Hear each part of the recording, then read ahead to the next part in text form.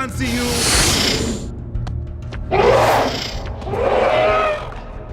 Zaken Razzi!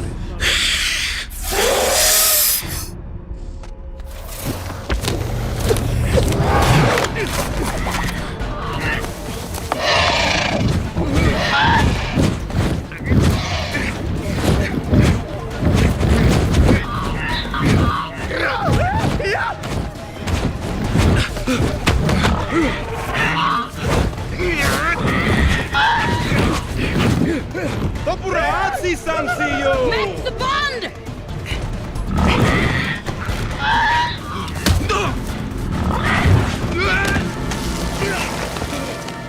Jake! Nothing jumpstarts the imagination like great sound. What you guys were listening to in the beginning of this episode was just the sound for a movie. And do you know what movie it was? Could you identify the film just by the way it sounded? And without knowing what it was, without seeing the picture, what did that world look like in your mind?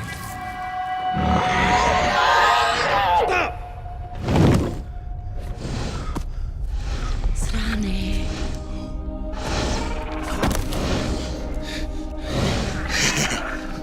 That's right. You're mine. I love that about movie making. And a lot of folks say that sound is 50% of any film. Sound makes your movies better, right? I believe that sound is actually more than that. Sound is the trigger for me. Sound is what brings me into new worlds, takes me to distant planets, brings me into the mind of a character, connects me emotionally with a character.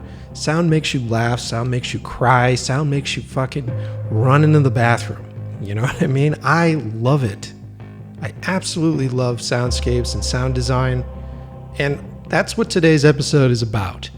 I really want to take the time to introduce you to a craft, an important craft in our industry. It is the art of emotionally connecting you to a two-dimensional image, to a flat surface, right? I can't wait to get out of fucking quarantine so that we can go back to the movie theater and I can watch movies the way I love to hear them, right?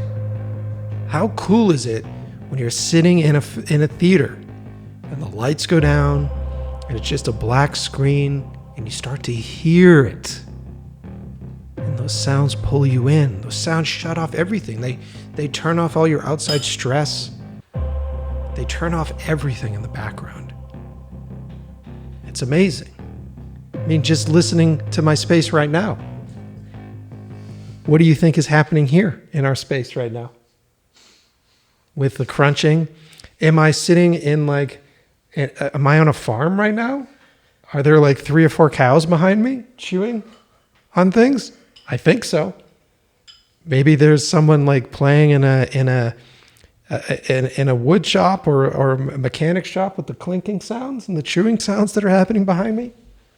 Or maybe it's just my girlfriend who has no regard for a guy who's trying to record the intro for his show. I think that's what you're hearing right now. Welcome to the brand new episode of In Love with the Process. I'm your host, Mike Pecci, and we are in season 3 of the show. I'm very excited about season 3. We're a couple episodes deep at this point.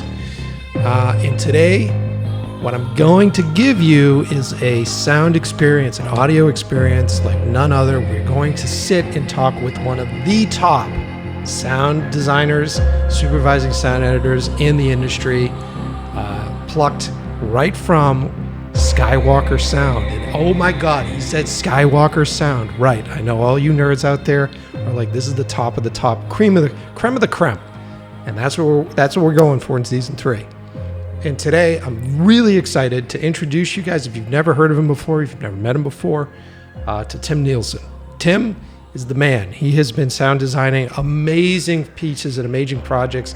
It's funny when you hear this interview, he just sort of drops these films that he works on or that he had worked on, and I just laugh at it. It's just like, Lord of the Rings, yeah, no big deal. Galaxy Quest, no big deal. Worked on the GoldenEye video game, right? I can hear you guys just getting, I can hear all that panty weather out there right now. GoldenEye video game. Oh my God. You were a big fan of that game, weren't you, Gina? You played GoldenEye. N64? I never played the James one. Oh, go back to chewing. God, you're such a waste. And then other movies like Indiana Jones, worked on There Will Be Blood, if you want to get artistic, guys. Worked on 47 Ronin, Snowpiercer. Like just going through his IMDb right now, it's just like, holy fuck. The level of experience, Solo, the Star Wars movie that I liked, that no one else liked. It's a great movie. You guys need to grow up. And he just finished working on the new Minions movie that's coming out. So this guy's done everything. Everything from documentaries to animations to big movies, big blockbusters to small independent films. It's all the same. No matter what, I mean, sure, the workload is bigger, but it's the same skill, same task. And he's one of the best.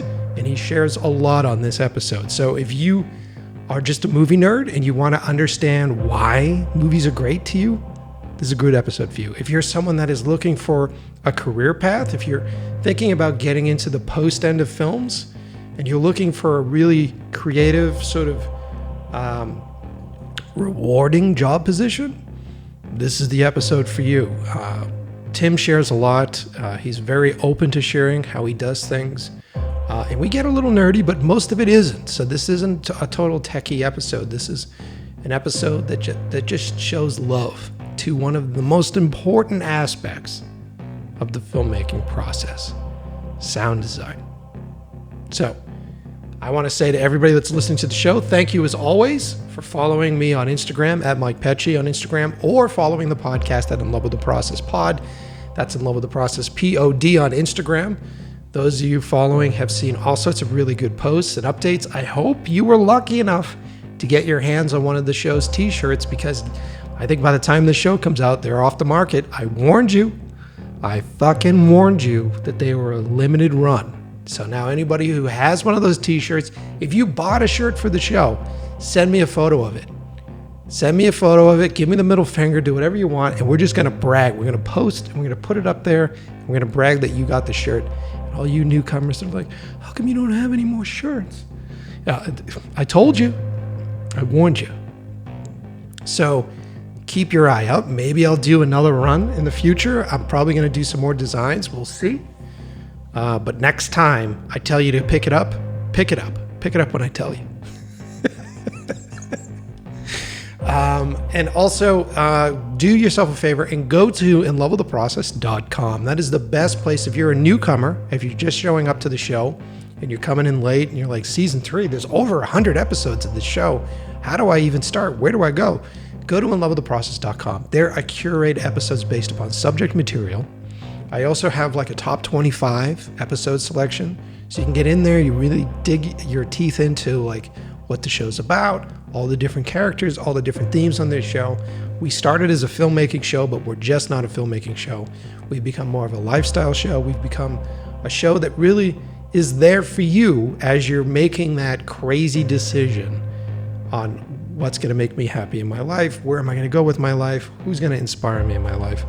We're just trying to give you access to the folks that we find inspiring, that I want to work with, that I find inspiring.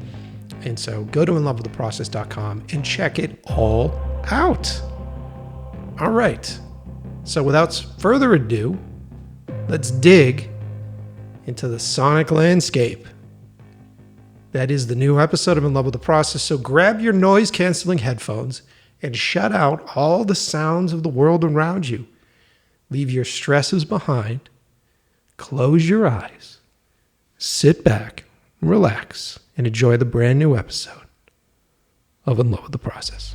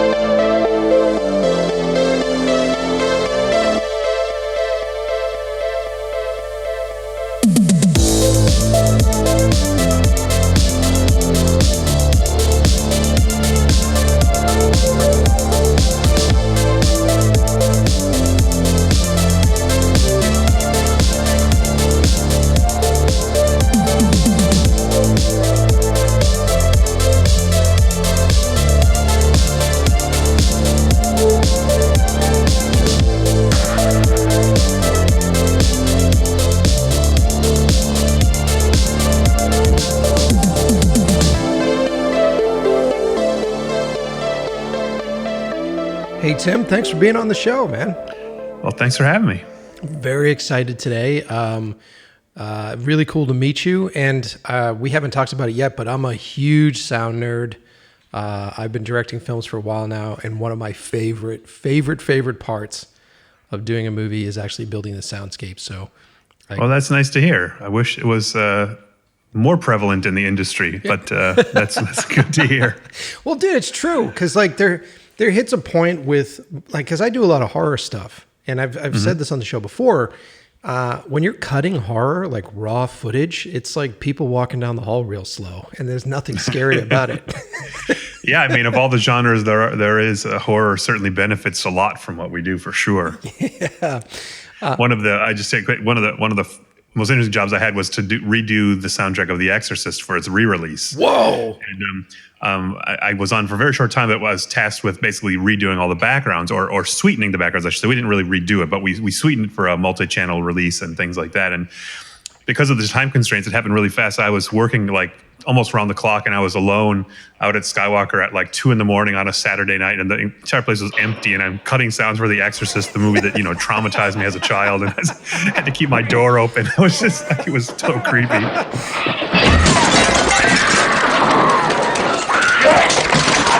Jesus, fuck you! Jesus, fuck you! Man, fuck you!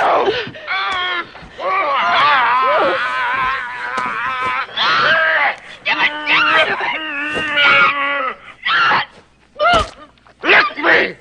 Lick me!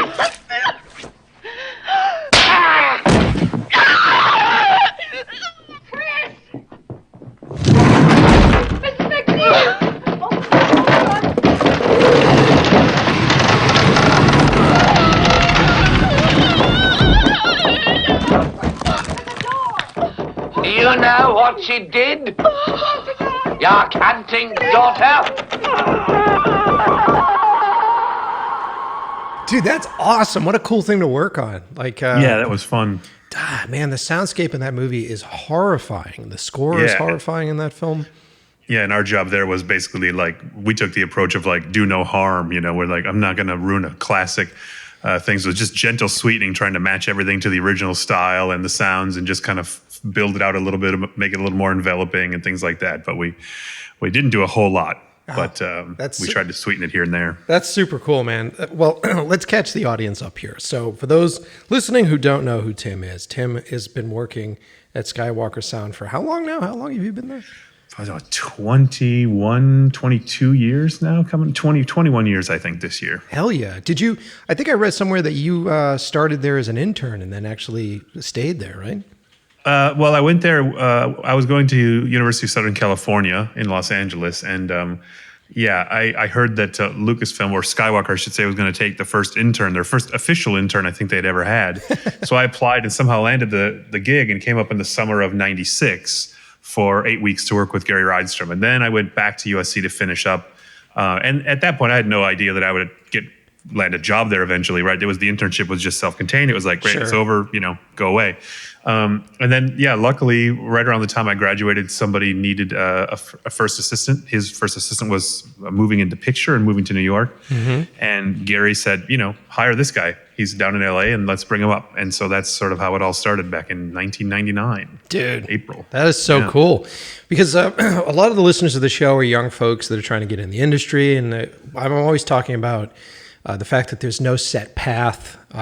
You never really know what you're going to get into, but it's nice to hear, because a lot of people think that the simplest path is to go intern somewhere and then you're going to get a job there, and it doesn't always happen, but it's nice. It's nice to hear that it worked out for you.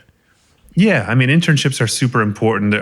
It's sad that there are less and less of them. I think as facilities, as budgets get tighter, it's hard to sort of hire interns on any kind of a budget. The clients don't feel like they should pay for that, and probably rightly so. And a lot of times the facilities don't necessarily have a lot of expendable income to be paying out of their own pocket to hire interns and things. And this was a paid internship. I mean, it was minimum wage at the time, which I think I still have it was $4.75 an hour, which didn't even come close to paying the rent I had to cover to try and find a place to live up in the Bay Area. But it's true. Internships are super important. And I try to, we still try to take them when we can at the ranch. And although it's definitely not as easy as it once was, even to land an internship, which is a little sad. Yeah, no, it's very true. It's tough these days. And a lot of internships now, I think the few interns that I've actually been able to work with, because budget's a big thing, is usually when it's school credit or something like that. And we've been able to do that. But it's always tough. It's always tough to make that work. So you've been sound designing, the whole time, right? How did you get into sound design? How did you get started with that? Well, I started as an assistant, a first assistant. And then on my second show, which is a movie called Galaxy Quest, I went to the guy I was working for named Tim Holland, who's a wonderful human. He's since retired, and I was pretty ambitious even then. And even on the first film I worked on called Liberty Heights, which was a small Barry Levinson movie, I cut some of the sound effects. But on Galaxy Quest, I went to him and I said, hey, can I cut a couple of the reels? And, in addition to being the first assistant, and he sort of said, well, if you think you can, go for it.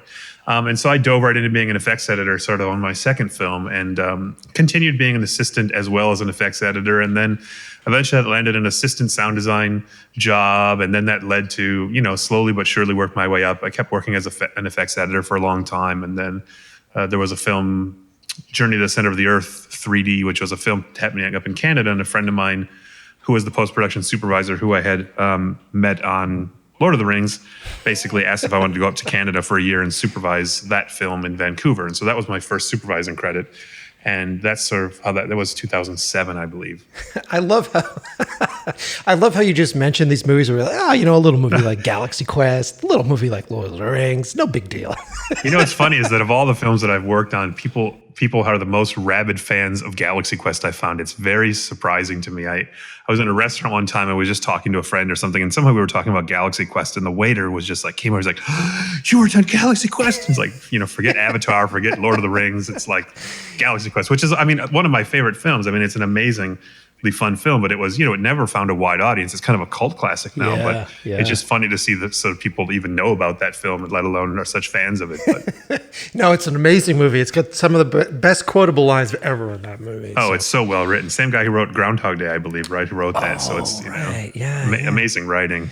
Yeah. So many in-jokes. Totally. Is there air out there? You don't know. I love Sam Rockwell in that movie. It's so good. I'm the guy who goes to the planet and dies. What's my last name? You're not gonna die on the planet, guy. I'm not? What's my last name? It's, I don't know. Nobody knows! You know why? Because my character isn't important enough for a last name. Because I'm gonna die 5 minutes in. Guy, you have a last name. Do I? So, let's catch the audience up, because I know a lot of people, sound is kind of like I hate to say it this way, and no offense in any way, but sound is the unsexy department. So like a lot of folks that watch movies really don't have an idea of how it's put together. And I was very fortunate early in my career. I actually shared a studio space with a sound mixer and a sound designer. And when I wasn't doing work, which most of the time was that, I would spend time with him and go out in the field and learn how to record. And then I would go through the process of watching him sound design a scene or sound edit a scene. And it's really cool stuff. And I think the audience just doesn't understand the different tiers of it and the different levels of how an actual scene, how the sound in a scene comes together. Can you walk us through that? Yeah, I think a lot of people in sound sort of say, if we do our job correctly, you shouldn't notice in a way. We're not sort of flashy in that sense, but, to aspiring filmmakers, sound is one of the best bargains you can find. We're, cost-wise, Gary Reisman used to joke that the sound of the Terminator 2 liquid metal sort of morphing through the bars cost, millions of dollars to generate, and the sound of that was a 99-cent can of dog food, that he inverted and made this crazy sound. And so, for an aspiring filmmaker, you should learn about sound, and I'm glad that you had that experience. The sound is recorded on the set, and sometimes it's recorded well, and sometimes because of different reasons it's not, and something like Lord of the Rings, there was so much fan noise and special effects noise and things like that they had to replace a lot of that dialogue. But the sound comes to us, usually whatever was recorded on the set, or if it's an animation, we have no sound to work with except the recorded dialogue. Mm-hmm. And we break it apart into different departments, sound effects, dialogue, music, Foley, which is sort of performing things like footsteps and prop manipulation sort of in sync with the picture. That's sort of an art form to itself.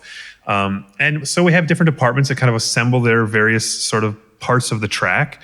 We work with the director and the picture editor, usually sending them versions of sounds, let them audition things and give us notes. I really like that, or I don't like this, especially on a big fantasy film or a superhero film where, you're creating things out of the blue that have never existed before. Somebody's gonna have an opinion on what they think that should sound like, especially in magic and things. So there's a lot of back and forth. Sometimes we do what are called temp mixes, where we'll, throw everything we have at it up to that point, kind of do a quick mix of the film so they can show it to audiences and get some notes and thoughts and things like that.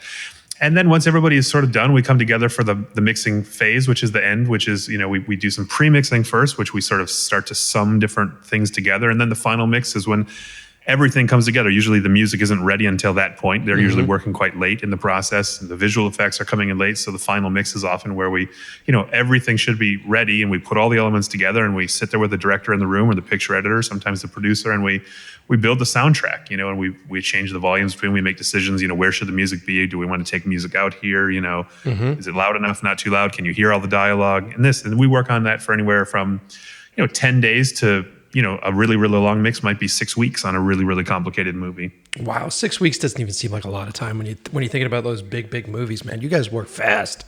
Holy shit. Yeah, we've done a lot of work up to that point that hopefully allows us to work fast. Everything is well organized and pre-mixed and kind of ready to go. So when you hit the final mix, mixing stages are expensive, and you have a lot of crew involved and things like that. So we want to be as efficient as possible, but you also want to have the time to make those creative decisions. You never want to be rushed and then get done and go, God, we should have done this, or we should have done that. At its best, you want to have a little bit of time of experimentation and not just problem solving and troubleshooting. You want to actually get to be creative and try things and experiment a little bit and say, what happens if we take this music cue out? Or what happens if we move that music to here? Or what happens if, we take out all the sound effects here? That might be kind of interesting. So we try to play to some degree. And, especially when the clients are amenable to that, we love to experiment. And, a lot of the great decisions sort of come out at that point, because once you have all the pieces together, knocked my desk. Once you have all the pieces together, then you really start to understand what you can do, what the possibilities are, and that's when it gets exciting. Yeah, man, yeah, totally, because you get to play around,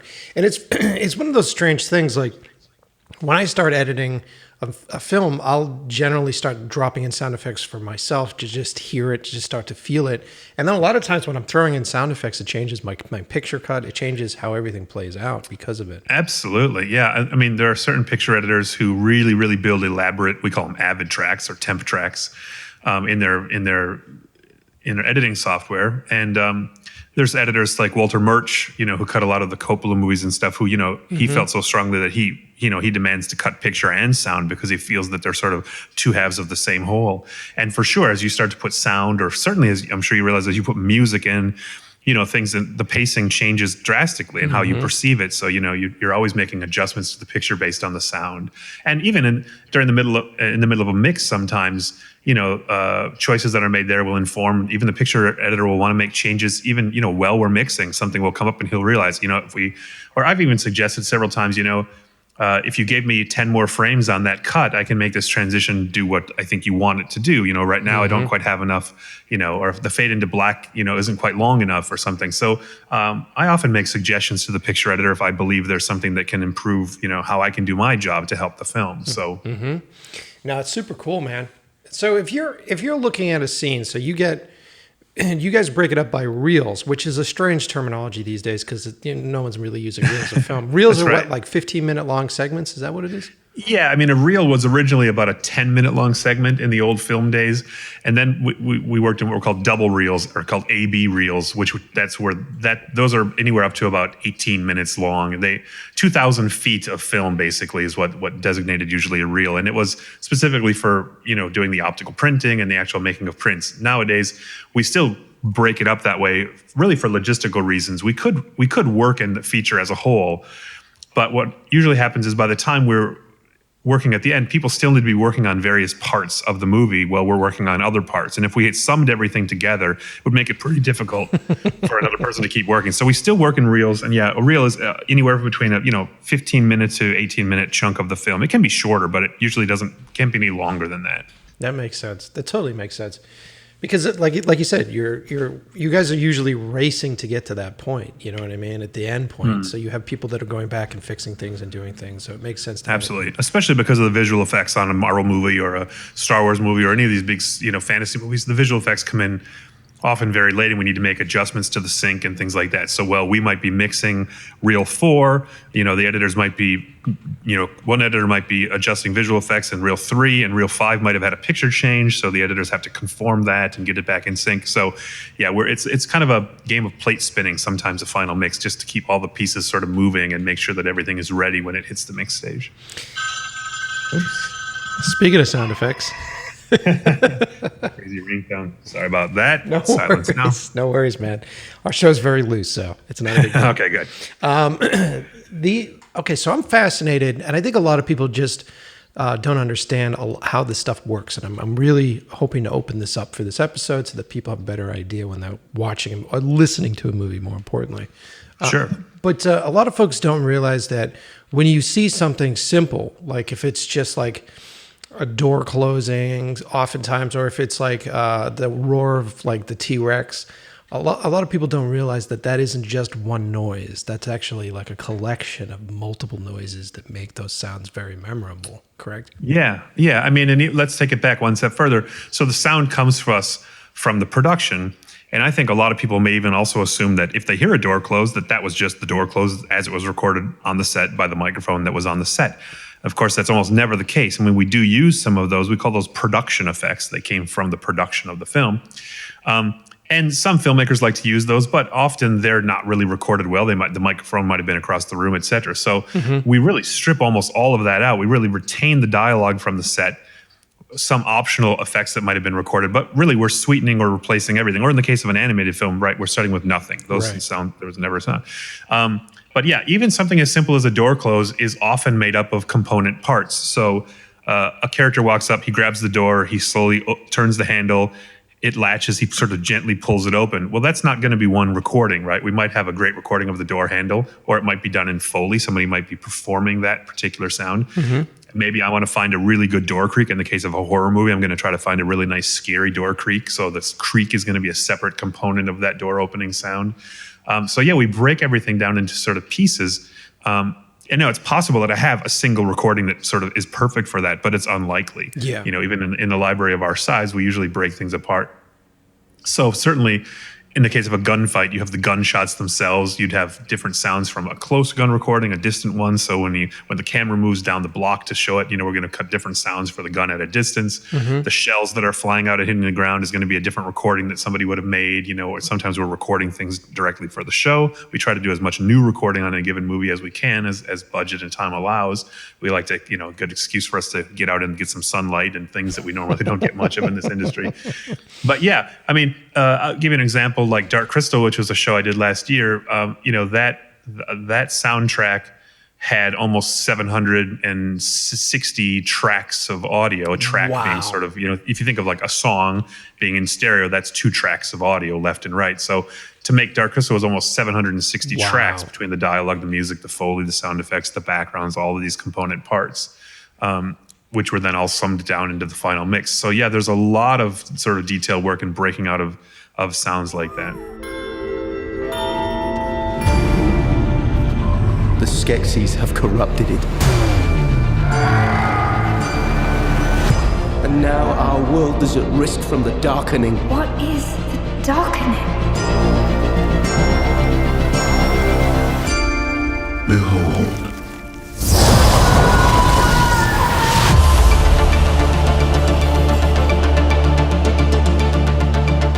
Something. A vision. You read too many stories. No, this was real! Everything the Skeksis ever told us was a lie. And now everyone and everything is at risk.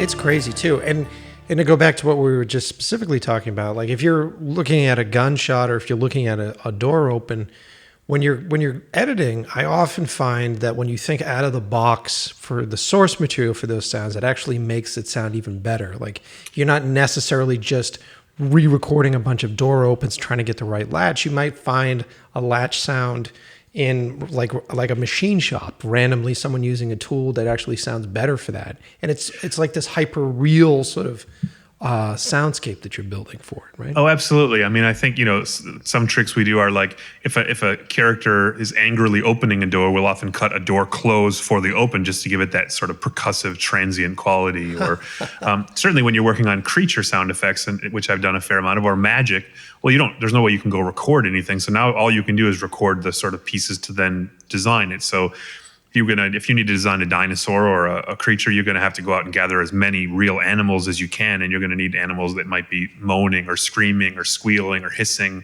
and you sort of have to sort of break down in your mind what you think that thing might sound like, and then kind of go find the pieces to make that work.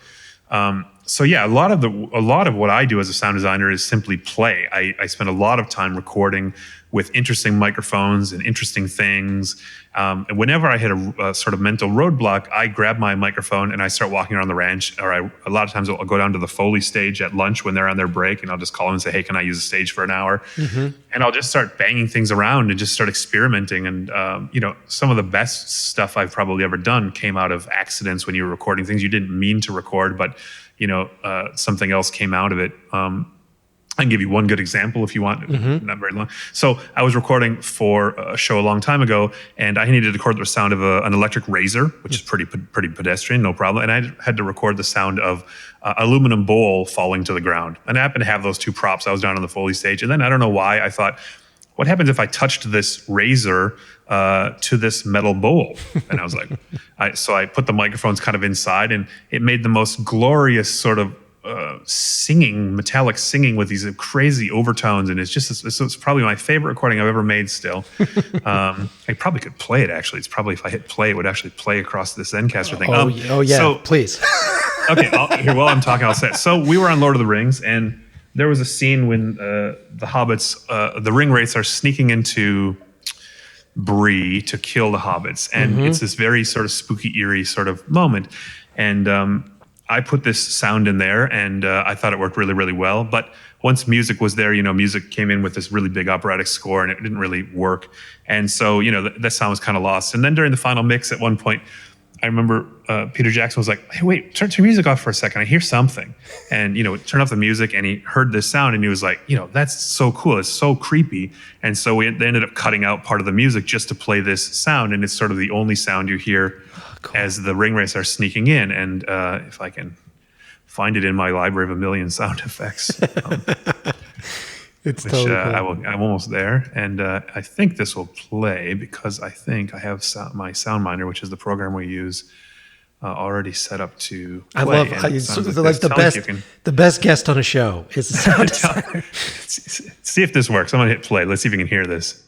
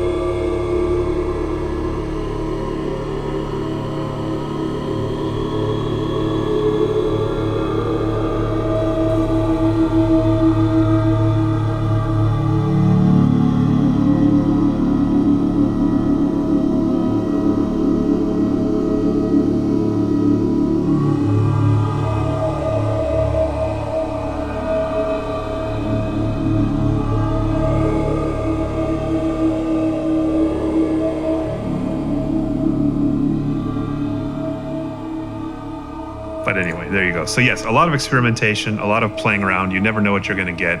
And a lot of the best sounds, in probably the best sounds in sound design were all made by accidents. And, from Ben Burt to Gary, I know that they would tell you the same thing. A lot of the things that their signature sounds that they've come up with, or things, a lot of them came by just experimenting, Oh, and that's the fun of it too. There's like this sense of exploration that happens when you're doing it. And the time that I spent hanging out with the sound team really changed the way I tell stories and really changed the way I write scripts. Because now if you read my script, I'll actually write sound cues in the scripts because I know that that's going to be a big portion of what the piece is. And there's this old saying that sound is 50% of the movie. I think it's more than that. I think that you can have a really shitty image and have amazing sound, and people go, whoa, this was a stylistic choice. You know what I mean?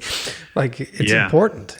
And I think, one thing that's important is that, sound can really elevate a film for sure. But for sound to be really used well, it has to be conceived early on in the process. I mean, you can't take a really poorly written, poorly shot movie and somehow save it with some sound. Sound can absolutely elevate it, and sound can solve certain problems for you. But, the best filmmakers who know how to work with sound think about it very early on. Spielberg often will take big scenes in his movies and, know from the very beginning that there's not going to be score there. He's going to give that to the sound effects because we can really create, think of the opening of Private Ryan, or I was privileged to work on War Horse and cut the entire trench battle in that film, which was fun for me. It was a 20-minute World War I trench battle, and there's no music. And it's just like, it's like getting your choice of the best swing set on the playground at school. It was just like, it's like a little kid getting to play, and it was a very fast job, but it was, it's so much fun knowing that you get to own all the frequency ranges, and you're not going to sort of come to the final mix and realize that it's all a train wreck of sound and things. Peter Weir was one of my favorite filmmakers, was amazing at using music and sound. And, I think one dilemma for me is that modern films tend to rely on music really way too much, I think. And it's a confidence thing. I think people who don't know how to use sound enough think that music is the only thing that can give them emotion. I analyzed some Peter Weir films at one point and realized he's only scoring like 15 to 20% of his film. And a modern superhero movie is scored between 80 and 90%, honestly, of music. It's everywhere. And I think it gets fatiguing for a lot of the listeners. I think also when you have that much music, people tend to tune it out. It doesn't do as much work, So, I mean, I love film music. It's insanely powerful, and I love to listen to it. And when it's done really well, it's so powerful. But filmmakers, aspiring filmmakers, would be wise to sort of learn about the rest of the sound options available to them and learn how to balance them and things like that. Well, because at the end of the day, what you're trying to do with any of this stuff is that we're a bunch of liars. We're a bunch of magicians. So we're trying to make you feel some sort of emotion based upon a flat screen that has no depth to it. So whether you're doing that with lighting and you're creating contrast, and you're doing that with dialogue, and you're doing that with music, and most importantly, sound to me and sound effects actually expand that border of that frame. So if you're watching it on TV at home, it actually gets rid of the edges of your television because the sound will float around the room if you've got a good sound system in your space. But when you're if you're in the theater, man, it's one of the reasons why I'd love to go to the movie theater. And I think if movie theaters don't reopen, that would be the worst part about it, is that when you go there, it's such a beautiful soundscape in those situations. Yeah, if they, hopefully if the theaters are calibrated and they're playing things at the proper level. I mean, we still have a presentation problem in that, especially in Los Angeles. And so I don't know where you're located. Are you in LA? Yeah, I'm out here in Los Angeles. Yeah. Yeah. So, in LA, you're privileged with theaters that sort of can't get by with bad presentation. It's an industry town. But in a lot of parts of the country, they turn things way down, or, somebody told me they went to see Tenet over in the UK the other day, a colleague, a sound person I know, and said that they had somehow patched every channel wrong so that the dialogue was coming out of the right speaker. Everything seemed shifted by a channel. And he went out to complain, and apparently the manager kind of went in and listened to a few minutes and said, I don't know, sounds fine to me, and then just walked out. So, I think that there's still more to be done on that. And, we have issues in the industry, like the issue of loudness. Movies tend to be being made too loud, and then theaters turn them down. So then the filmmakers want to even make it louder, so that when the theaters turn it down, it's it's this sort of catch-22 situation going on. But yes, I mean, it will be a shame if the theaters don't survive, and that part of it will be lost. I mean, people get better and better home theaters, and I have a really nice 7.1 system in my living room, but it's not the same as going to a theater and having that screen and the sound completely envelop you. it's definitely not the same, and it'll be a shame if that doesn't return. I hope it survives. I think it's a little iffy, to be honest. I know. Well, high hopes, because I'm being very optimistic, because I think everybody's going to want to get out of their fucking prison cells anyways. Well, that's true. That's the thing that will probably save us, is once it's really safe to do so, people are going to be so starving for entertainment and things that, hopefully it will bounce back. We have to see how long and if the theaters can survive that long. Yeah. But I just love. It's almost like I see sound like a fluid almost. It's like this thing that washes over you and it bounces off of different things and how it plays into space and then when you're sound designing just sound effects alone, it's almost like you're building a music track because you're working with different frequencies and you're trying Absolutely, yeah. It isn't just about a gunshot. So like when you hear a gunshot, it's that bassy hit.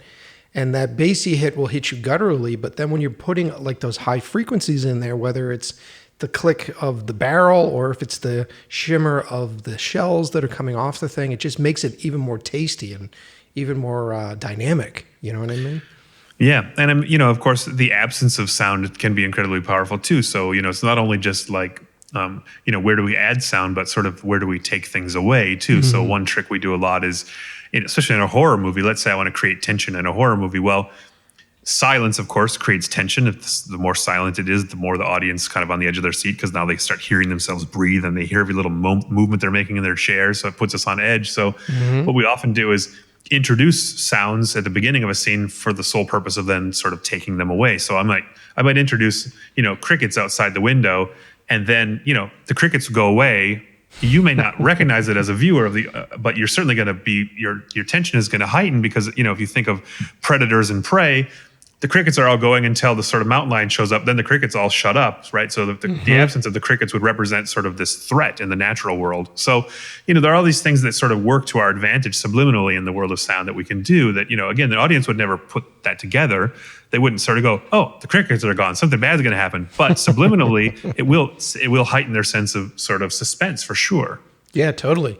One of the filmmakers that I think is a genius with that stuff is David Lynch, and all of David Lynch's stuff. Yeah. And he has such an uncanny ability of taking the most mundane, sort of pedestrian, sort of Americana footage, and then just layering in this sound that makes you like literally want to throw up. David had one of the most amazing sound designers ever, a man named Alan Splett, who's passed away, unfortunately, quite a while ago. But he and his wife, Ann Kroeber, did amazing work for his films and also films like Black Stallion they did and things like that. But going back to Eraserhead, and Alan was one of the most inventive recordists out there. He invented, or found special kinds of microphones and do all these things. And he was just very experimental in things. And in David Lynch, he found a filmmaker who was the same. And together they were an astonishing team. And I knew some people who work at the ranch who knew Alan and worked with him earlier and had worked on Blue Velvet and some of those films. And yeah,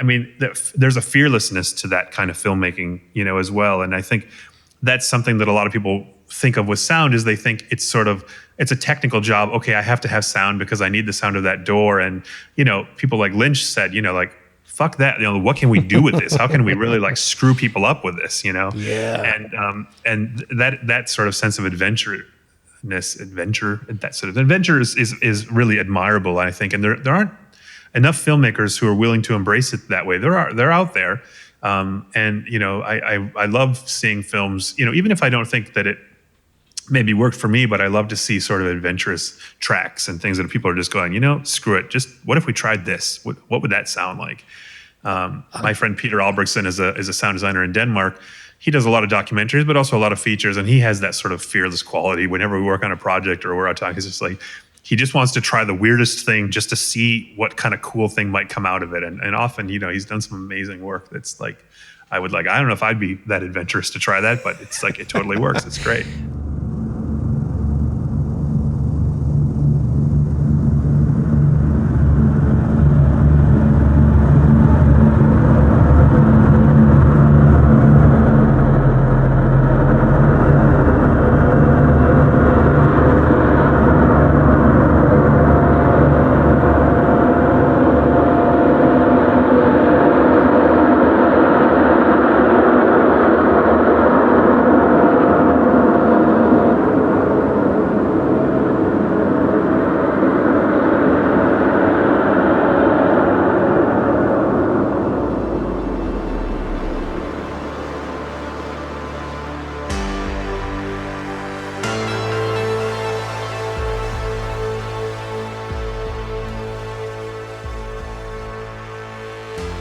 Okay, you know the deal. It is time to show some love and respect to the men and women that make this show possible. And I am not talking about you lazy listeners, you passive listeners out there that aren't giving feedback, that aren't writing to us, that aren't subscribing. Do me a favor, please, in whatever podcast outlet that you're using to listen to the show, scroll down and rate it and leave a comment. And I know it's such a difficult thing to do. You can't multitask while you're listening to a podcast. I'm telling you, it is one of the most important, valuable things that you can do for a show like ours because of these algorithms. So if you're commenting, if you're reposting, if you're subscribing, if you're doing anything that tells the algorithms that people like our show, more people will see it, more people will like it. So do me a favor, please. Scroll down and leave us a comment, leave us a review. You can do a 1 fucking star review. You can say, I don't like the way this guy berates me. I think he's kind of an asshole. I'm fine with that. That actually may help our ratings because apparently negativity does really well on the internet. So call me a piece of shit. I'm fine with that. Just interact. You passive. There's hundreds of you that are passive out there. Fucking interact. Anyway, let's get to the people that are supporting the show. I'm talking about our sponsors. First up, the men and women over at Puget Systems. If you are a new sound designer, if you're listening to this show and you're like, hey, look, I want to get into the sound world. I want to have a system that I can get started with. You'd be surprised at what you don't need. Basically, with sound, you don't need a lot. You don't need a big ass beefy system to do some amazing things. But you also need a very specialized system built with the right hardware in order for it to work correctly for you. And this isn't like a buy one system fits all kind of thing that other giant manufacturers do. You can get yourself a fantastic PC. And I know you're like, oh, PC? Fuck, I don't know how to build the PC. I get it. I did the hard work for you. I found a company that actually builds great PCs. They're incredibly supportive to artists. Go to PugetSystems.com. There you can pick out a base level package. So they offer up specific packages for your needs. You can actually choose based upon the software that you use. And then these guys like to interact with you. 100% write to them. Tell them what it is that you have, what it is that you're working on, what it is you need from your tool. Can you imagine that you're telling a company what you need from it, and that company isn't telling you how to do it or fit within our confines and make it work with what we're giving you? That fucking drives me insane. That's one of the reasons why I found these guys. These guys are supportive of artists. They've been supporting this show since the beginning. They've been supporting me even before that, before we did the show. And anybody I send their way, whether you're buying a computer or if you're checking out their consultation program, because they don't ship outside the US, but they have a consultation program where for a small fee, they will help you build your own system outside the US, which will be like a Puget system. So it's really great stuff. So even if you're looking to build your own PC and you need some guidance, go to PugetSystems.com and check them out. And this is the way to start creating on your budget. I'm telling you right now, this is the most important purchase that you'll make, especially if you're getting into sound design or if you're into filmmaking. I'm consistently on my computer, always on my computer. Get something that isn't going to put you in debt. Get something that isn't going to be outdated. Get something that can be upgraded. Okay? So go check it out. Go to PugetSystems.com. And there's a bunch of really great audio packages out there. I'm not sponsored by any of these guys, but there's really great packages out there from Isotope. I do this show through Adobe Creative Cloud, and I do all this stuff in Audition. Audition's really great for this. And Audition is a great place to learn how to cut sound effects and apply effects to sound effects and mix and master. So definitely check it out, man. And the stuff isn't really expensive. So you can get started on learning this trade, learning this craft very simply and easily. And don't discount the power of YouTube. You can learn how to use all this stuff just by watching YouTube videos. It's a good place to start. So go check them out. Also supporting the show, as always, is our friends over at Quasar Science. This episode is all about sound. So Quasar really doesn't do much for sound stuff, but they do amazing things for lighting and visuals. And one of the greatest advancements in the visual side of filmmaking over the past 10 years has been LED technology. LED lights allow you to dial in any color of the rainbow. They allow you to have very specifically crafted color temperature accurate units. They run on batteries, so you don't need to have them plugged in. At this point, you don't have to start worrying about a generator and the giant crews that it requires to run a generator. It really changes the game. And you can make some really beautiful images with LED lighting, and the top of the market company is Quasar Science. So go to quasarscience.com, check out what they're working on, check out what they make. They actually do a lot of content creation in the company themselves. They do a great puppet show, which is almost like a Muppet show, on their website. They're really good dudes. Go back. Last season, I actually sat down with one of the owners of it, and it turns out that he got into the business from the circus. He came from a circus family. So go back and check that stuff out.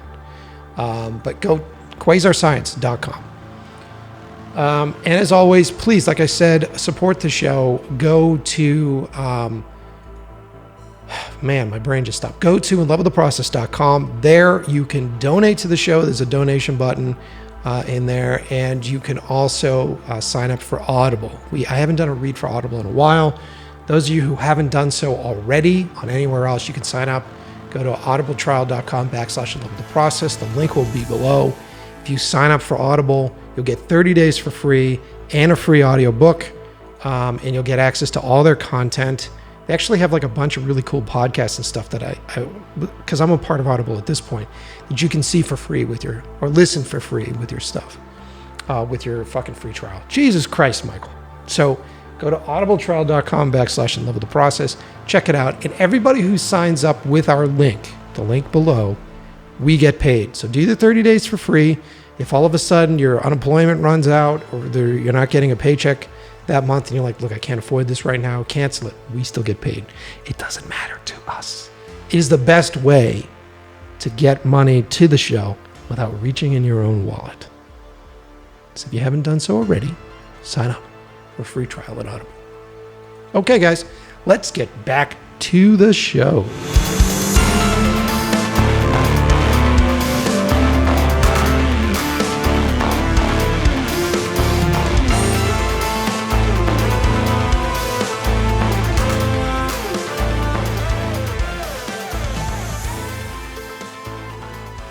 My last big film that I did a proof of concept movie about, I don't know if you've ever heard the story, but it's about a Russian drill team in the 1980s that dug the deepest hole known to man. And there's a myth around it where they lowered microphones down in the hole. And they heard hell. Yeah, exactly. I know that story. So I made that film. I made a movie. It's called 12 Kilometers. I have to send it to you. And we had so much fun doing it, because what does that sound like? And what is this noise that takes control over people? And then we were doing a lot of analog stuff because it was in the 1980s. So like, what does the analog recording sound like? I love it, man. I think it's so much fun. And when you get experimental, when you get out of that headspace where it's like, I need to have a sound of a door close, and you start to play into emotion, where you're like, okay, emotionally, what am I trying to trigger with audio here? And I think, that's the route. I love taking that route, because then suddenly the audience is completely immersed. Like I will show two different versions of the same thing, and if I'm sound designing it technically right, people are like, okay, cool, whatever. Very pedestrian on it. Like, yeah, okay, that's great. But if you're emotionally doing it, for some reason, they're like, why is this better? This is so much better to watch. You know what I mean? Yeah, I mean, I think like what I noticed when I watched like a lot of films at Sundance and a lot of really smaller budget independent films, I almost always notice that the ones that seem the best to me have the most creative and sort of inventive use of sound. And again, it's something that you don't need a big budget to do, right? I mean, you know, it's the sort of the cheapest part of everything you're going to come up with. You want to go to your color timing, great, that gets expensive. When the days we were printing prints, it was expensive. Hire an orchestra to do your score, absolutely, you're talking some real money. But to find a sound, I don't mean to imply that sound designers work for $5 an hour and a bag of chips, but comparatively so, to hire a good sound team is still an incredible bargain for what you get out of it. Yeah, completely. And like being able to expand your world. Like there's another piece that I had done years ago where it was just the scene opens and this girl bursts into a cabin and she closes the door, and it wasn't epic enough, and I put some music in there to make it intense, and it was kind of great. But then I'm like, I need to build this story out more, and I ended up starting the film on black and sound designing an entire sequence where a helicopter lands and she fights her way through attack dogs and then comes into this place. Nice. And she's exhausted, and people watch it and they go, "How'd you get a helicopter?" Exactly. Sound design. I just love that it's like a girl in the woods bursts through a cabin door, and I'm thinking, it's like every great horror movie ever made starts with this, the most perfect horror opening ever. I'm going to make a movie just called that. A girl runs through the woods and bursts through a cabin in the door. Exactly. And then if you're taking that notion and you're sound designing it differently, which we were, where it was like she's gunfighting with dogs and stuff, and people are like, what is this fucking movie? Because you can actually work against the preconceived notion with that. So yeah. Fucking man. I worked on a film called Hannah once, which was this. I don't know if you know Hannah. Yes. I was just one of the effects editors on it, but I cut the opening scene, and it was sort of a similar thing. The girl in the woods trying to sort of fend off all these people trying to come, and there's helicopters, all this stuff, and it was just like, it's amazing if you showed people sort of what that looks like without sound effects and just the production, and then what it sounds like once the music and all the sound effects are in, and how you watch it one way and you wouldn't be excited by it in the least. It just doesn't really sing. It doesn't, it's not believable or anything. And then you watch it with a polished track and you're just like, oh, it's pretty amazing what a difference it can make when it's done right. Oh man, it's the rock star stuff. I say to my cinematographer that I do all the time, him and I have spent years sort of creating this relationship, and then I let him take over the color mix. Like I'll sit in for the color timing once in a while, but I'm like, if I have my choice, I'm going to be over in the sound mix. I'm going to be over there. You can take care of the visual stuff, because the sound mix is so like actually sitting in the space when everything starts to get mixed together is such an exciting period, because you're seeing the movie come together, but then you hear all these unlimited options, and it's incredibly magical. Yeah, and a lot of the directors that I work with and stuff too have the same sort of impression, and it's fun. It makes a really nice mix when, I have worked with some people who didn't know a lot about sound and then didn't seem to particularly care, and then it becomes, then it feels like they're like doing a chore, and they don't really want to be there, and they let you do what you want, but they're not excited and things, and that's always a bummer. But most of the directors, luckily, I've been able to work with, recognize the power of sound. They're happy because they're coming to the end of their project. They really see it come together. It's like sometimes, the first time, that they've ever even sort of seen their own movie as a movie. If you think about it, it's like they've only seen it with rough sound and without all the things, and the picture's not. So, that final stage is when everything comes to life. And at its best, it's a lot of fun to have a director who's really into sound and lets you do what you want to do and experiment and try things. And when it's really good, it should be a full collaboration. I mean, some of the big directors I've worked with and stuff were completely approachable, and I'd be like, what if you tried this? What if you tried this? That's how it should be. The egos get left at the door. Yeah. And everybody works for the common goal of like, how do we make the best movie we know how to make? And it doesn't always work that way, but luckily I've had mostly that experience, and it's really a lot of fun. Is there a film that you've worked on that you felt was the most memorable, magical transformation through the mix? Was there one in general? There'd be a couple. I mean, I would say I have a sort of two projects that are the closest to my heart. Well, three, I would say. I did a film called The Little Prince, which was an animated film, and it was my favorite book. Still is one of my favorite books, and everything about that project was just perfect for me. I'm the most proud of that work of anything I've done. The director was one of the most wonderful human beings I've ever had a chance to work with, a guy named Mark Osborne. He and I luckily just heard the same track in our head, so there were very few sort of disagreements or things to work on. He really gave a lot of leeway to sort of for me to experiment and try things. And it's a very delicate track. It's not a flashy sound design-y track in the sense of lasers and things like that. But I got to work with a Foley artist named Heikki Kosi in Finland, who's one of the best.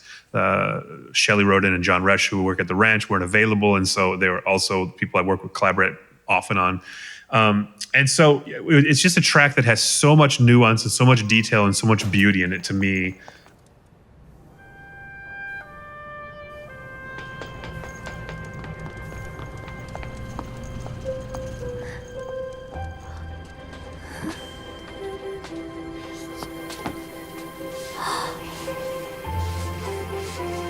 There he is.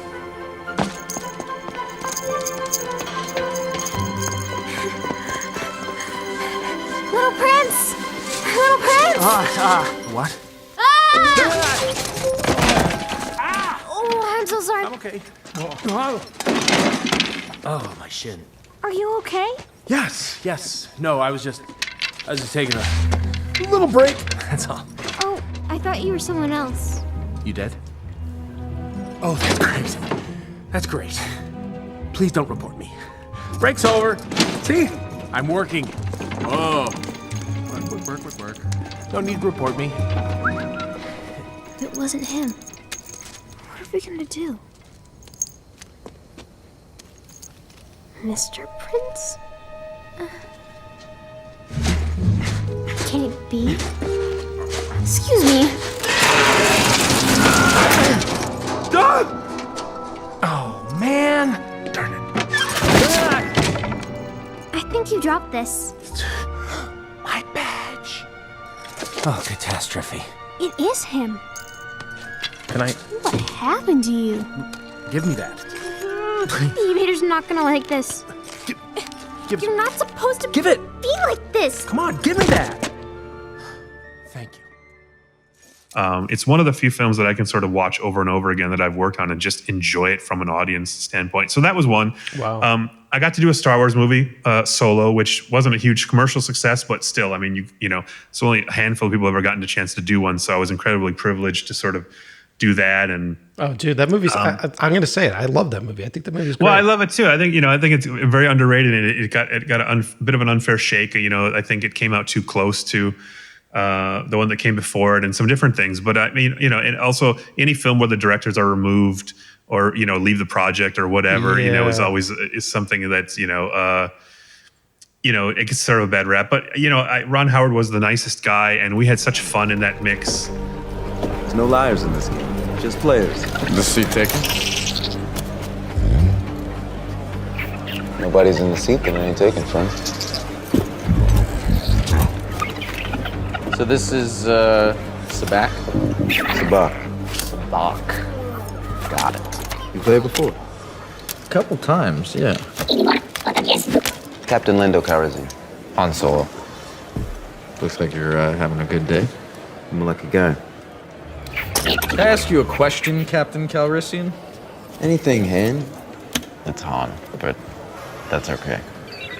I heard a story about you. I was wondering if it's true.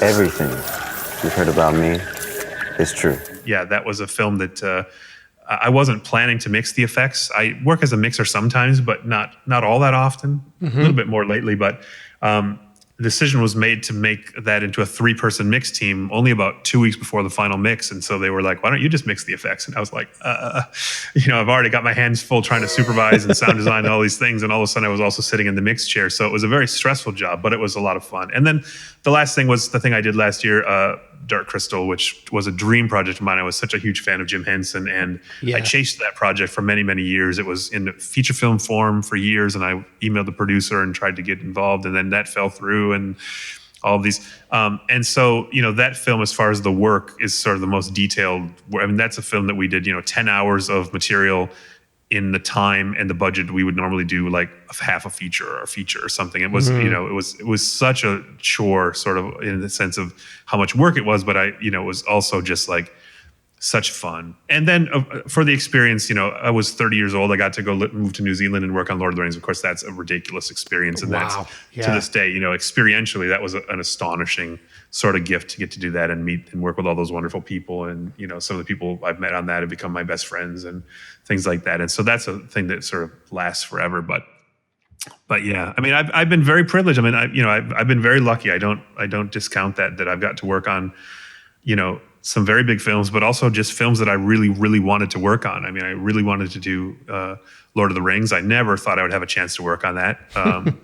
And all of a sudden, somebody was like, "Hey, I'm going to New Zealand to supervise this. You want to come as one of the effects editors?" And there were only like 3 Americans invited sort of down to work on it. And so, I mean, it was, it's like winning the lottery. I mean, I've worked hard in my career, but you can't discount. Sometimes you're just in the right place at the right time, and you got incredibly lucky. And on many occasions, I've had that luck. That's so cool, man. So very cool. And so when you're talking about, let's get back into some of the tech stuff. So you're talking about a mixed team. So you have multiple people. So you guys are all working aboard in a room at the same time with the director behind. And then you were talking a 3-person mixed team. So what are you guys dividing up the tasks? Like you're taking. Yeah, exactly. So most films nowadays usually have 2 mixers. And one of the people, like what I would be doing, would be mixing the sound effects and the Foley and the backgrounds. So, and the other mixer usually would be the one handling the dialogue and the music. That's usually the breakdown of a 2-person mix. On a 3-person mix, which used to be more common, and on some big Hollywood films, they still mix this way, there may be a dedicated person just to mix the music, a dedicated person mixing all the dialogue and the ADR, and a dedicated person doing the sound effects and the Foley. So it's the dialogue and the music that could be either handled by one person or split into 2 people usually. And usually that split happens if the composer really has a mixer that they want to sort of represent their music, or if it's a film that just is a huge, huge film that it would be just too much of a workload for one person to sort of try to wrangle both, then they might split it out. And there are certainly projects that have one mixer. I mean, I was the sole mixer on Dark Crystal. I mixed everything, the dialogue, the music, and the sound effects all together. It's just... That's a budgetary thing, and it's a near field mix. It's made for Netflix, and so we're not mixing it on a very, very large mix stage. So there's not really room to put 2 people right next to each other. And so, but I've never seen a mix with more than 3. Nowadays, I would say 90% of the movies are mixed with 2 mixers. And when you say near field mix, that's specifically based on the fact that it's going to be played in someone's room, like their television room. Like, what is that? Yeah, we call either a home theater mix or a near field mix. Near field means the speakers are near to you and not sort of 20 feet across the room with a giant screen. Got it. So when you're mixing for something like Netflix, they don't want you to actually mix it in a large mixing theater unless it's also going to have a theatrical release, which some of their projects do. But if it's something that's a series that's really never going to be played on a large screen, or likely not, they want you to mix it in an environment that sort of represents, something closer to what people might have in their living room, around that size of a room, right, about that distance to the listening speakers, because it affects how you mix. You mix differently when you're in that situation. So, and in the case of Dark Crystal, we made a theatrical version for like the premiere and things like that, where we made some small adjustments. These aren't drastic differences we're making, but you definitely treat things a little bit differently when you're sitting closer to the speakers than when they're giant speakers far away. Well, yeah, and a lot of people don't realize how complicated a mix really is, because you're essentially trying to take all this stuff. So like you were saying before, you have like one of the bigger timeline, or one of the bigger projects, which is like 700 tracks of audio. You're literally trying to take, sometimes in a scene, it would be hundreds of tracks of like sound effects and vocal tracks, and then all the sound, and you're trying to cram that within a decibel range. You're trying to cram that within like a specific sound range. Absolutely. Yeah. I mean, I think one of the things I've learned, and whenever I do any teaching, I try to convince people, and this applies to picture editing and sound editing and scoring and everything, is that my favorite sort of quote about this creative process, and I know your podcast is all about the process, so I will say to you, my favorite quote is from the author of The Little Prince, who in a different book sort of said, and the quote is, "Perfection is achieved not when there's nothing more to add, but when there's nothing more to take away." Mm-hmm. And so to me, the final mix often is about removing and not about adding more and more and more and piling things on. And ideally, you get to that before. But if you think about the term editing, what most people think of when they think of editing is actually probably better represented by the term assembling, right? The first thing you do is not edit. You can't edit something until you first built it, right? You can't edit a movie until you've assembled it. You can't edit a soundtrack until you've sort of assembled a bunch of things. So sadly, what happens is that people assemble a soundtrack or they assemble a movie, and then they either run out of time or money, or they don't know how to actually edit it. So one of the most important phases for me is when I think that I'm done putting it all together, I start to go through and I just start to mute things relentlessly. And I might mute 50 to 60% of the sounds that we've prepared before we get to the final mix, because I know that we can't possibly play all of these things. And so, yeah, I might have cut a sound effect for this car by that goes back in the distance, 2 blocks down the road. But I know because of the content of the scene that I'm not going to even want to hear that. So I'll mute it. It's there. If anybody misses it, I can easily call it up. But what I don't want in the final mix is to sort of play this game of whack-a-mole where you're just like, and certain directors I've worked with react really badly to like getting hit with a wall of sound. It can really throw somebody out of the experience. Yeah. So we want to be very careful about sort of starting minimally and then add in the things that only the things that you need. And I remember a film we did called Prince of Persia. The huge climactic scene, we had assembled, just a very elaborate set of tracks, all these sand things falling and earthquakes and rocks.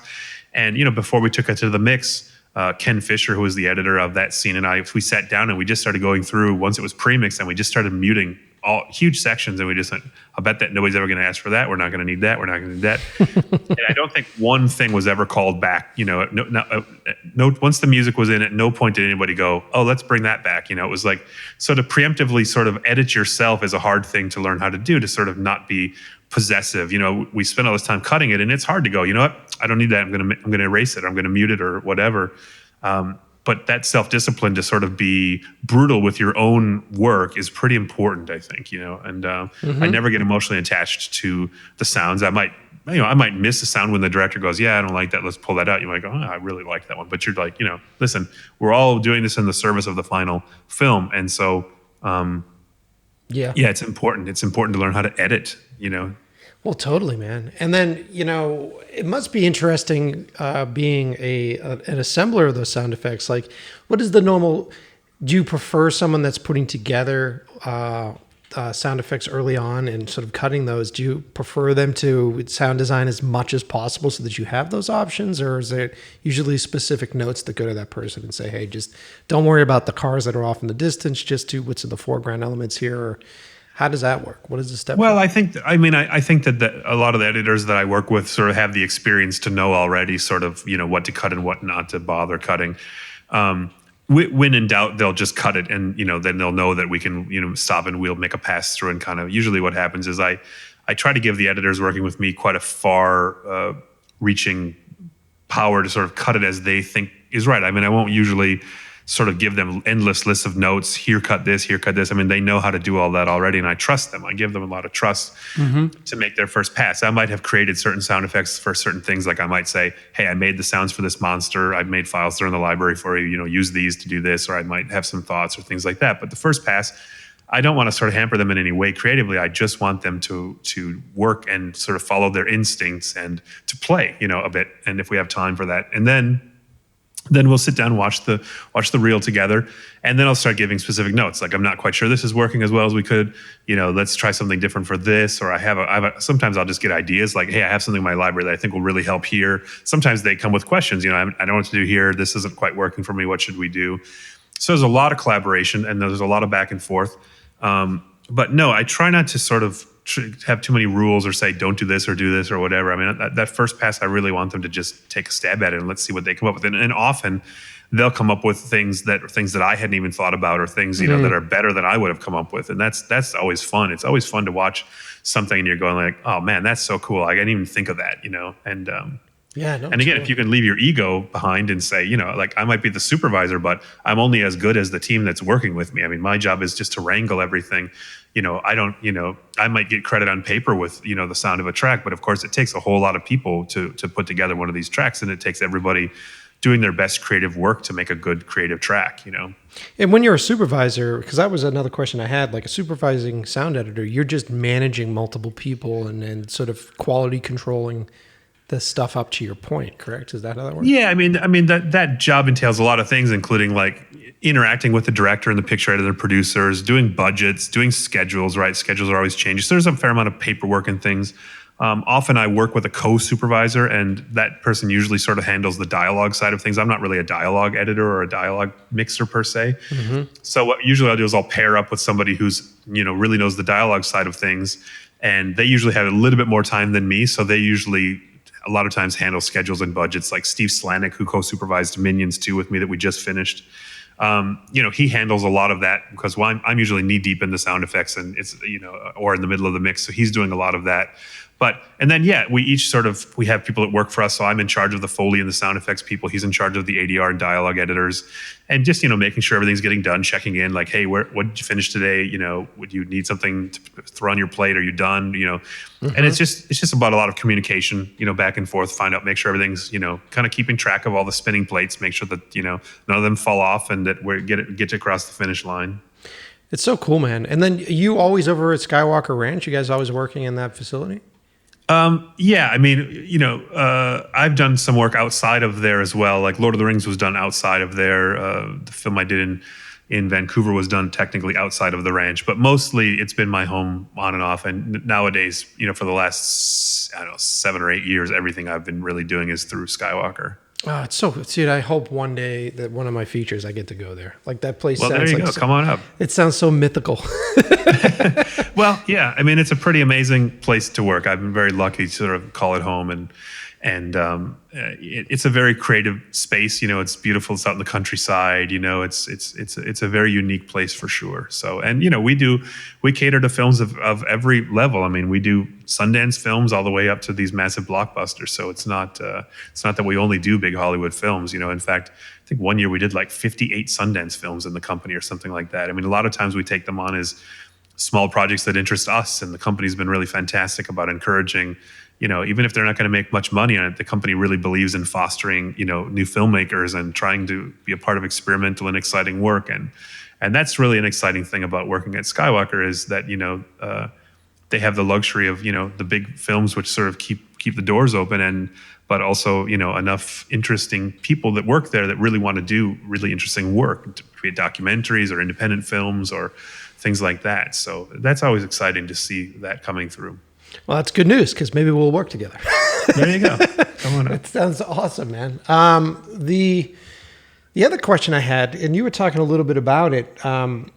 So what do you think is the most difficult thing to design from scratch? Like if you read something in a script, you're like, okay, this is going to be a nightmare. Like, I think that most people would tell you that creatures are pretty hard. And it's because what happens is you spend a lot of time trying to record animals. You record as many as you can. And then you just start to exhaust what you can do. It seems like, you have to kind of go back and look at the same pieces over and again because this recording works when you need power. This recording works when you need pain and things.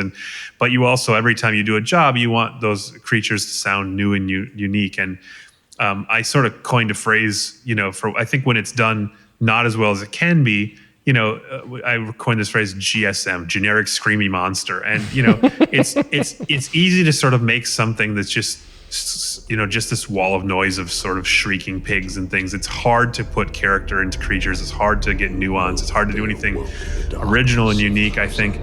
So creatures, I would say, are certainly hard. Shadow and flame.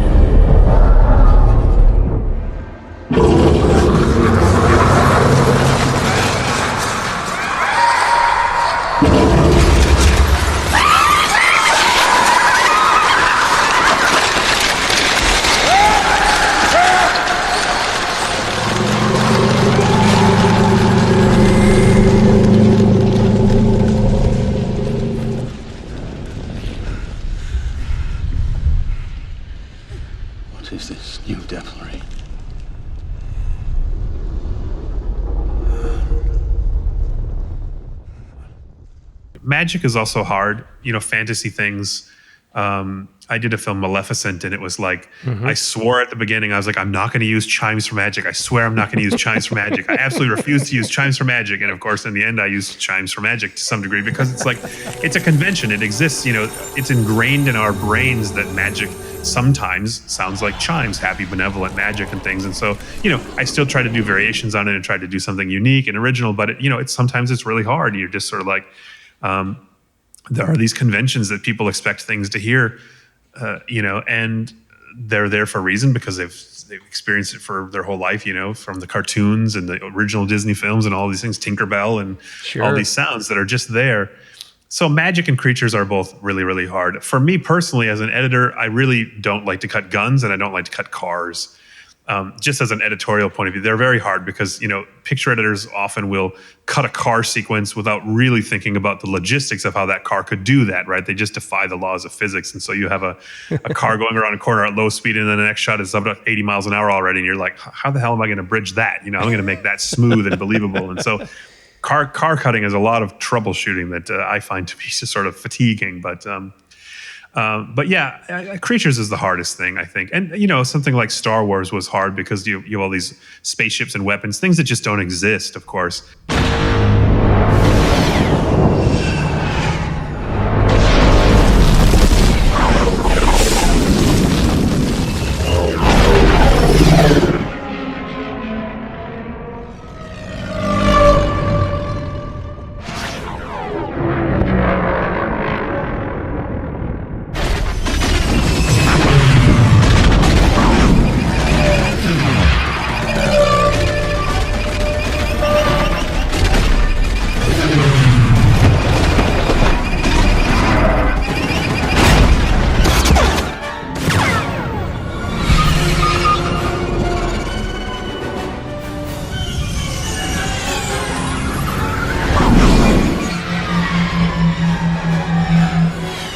And added pressure to that is that Ben Burtt has sort of created the penultimate sort of the ultimate sound of sci-fi. It's like, how do you stay in that world and yet do something original? And of course, I didn't want to just rehash Star Wars sounds. I wanted to do it all from scratch and things, or at least anything that was new to the movie. I wanted to make from scratch and do something of my own. So it's an interesting balance of trying to honor a world that sort of has these sound rules, not rules, but guidelines set up for you, because, can't make something that doesn't sound like a Star Wars movie. It still has to sound like a Star Wars movie, but also like, how do I make it my Star Wars movie and not just something we cut from the library of sound effects? Because, it's a big library of Star Wars sound effects. I could have probably just figured out a way to cut the movie all from that, but, where's the fun in that? Yeah, right. And then you have the added stress of the fans, the fan base, and all that stuff, which is fascinating. Well, there's that too. Yeah, I mean, I can't think about that kind of stuff when I'm working on it. I mean, Matt Wood, who is the co-supervisor of that and has worked on many, many Star Wars films, he knew more than I, like some of the lore, like, oh, that's actually already been established. Actually, we probably can't change that. And I was like, oh, okay, and then go back and find the proper sound effect for that. And there was only a couple places that were like that, but things that I just didn't know, having not worked on a lot of the films, one like a droid. Oh, that's in another movie, and the really hardcore fans will know that that's the wrong sound. So we should probably put that. It's the right sound. Like, oh, okay, I trust you. Let's go find it and fix it. Yeah. Fascinating. Dude, as a creator, I love the idea of. It gets me really excited just talking about The Sound of Magic, like you were talking there before, and you're like, I don't want to use chimes. Just if there was a movie that created a new noise for magic, that's almost a reason to do a movie. It's a fascinating, fun, experiential thing, and I can name all the films that I've had such an amazing auditory experience from. Movies like The Conversation with Gene Hackman, and that experience was amazing for audio.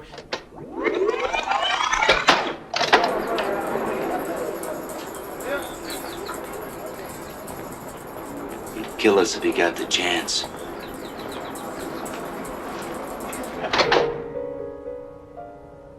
Yeah. Even all the way up to like the insanity that is Transformers and Michael Bay fucking craziness. What a treat! You and me alone. Run!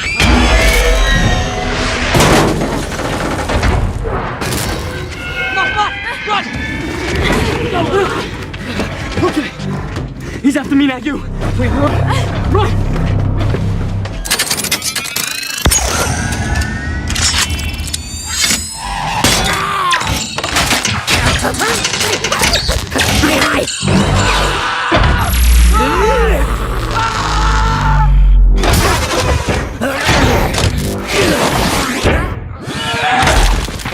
Yeah. There's so much to me in cinema that is memorable, and it really comes down to sound, whether you're talking Jaws or whether you're talking any of these sound cues that are so emotionally relevant and emotionally personal. It's my favorite part of all of it. Yeah, I mean, it's, for me, it's so exciting to watch a project that has what I think is just incredibly creative sound and just I remember watching Chernobyl, the HBO documentary. Oh my God, yeah. Stefan Hendricks, who's somebody that I know. Well, I think I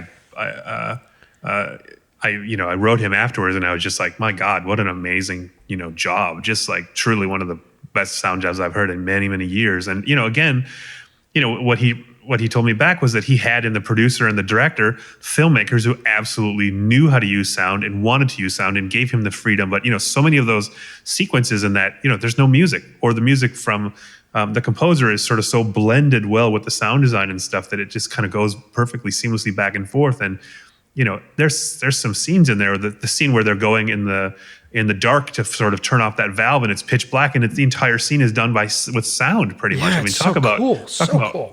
Courageous. That's amazing. Yeah, totally, man. And then you look, I think the audience subconsciously loves this shit too, because you look at what A Quiet Place did and how amazing that movie was. And that movie was literally a gimmick. That movie was the gimmick of you can't make a noise or the monster's going to eat you. Right.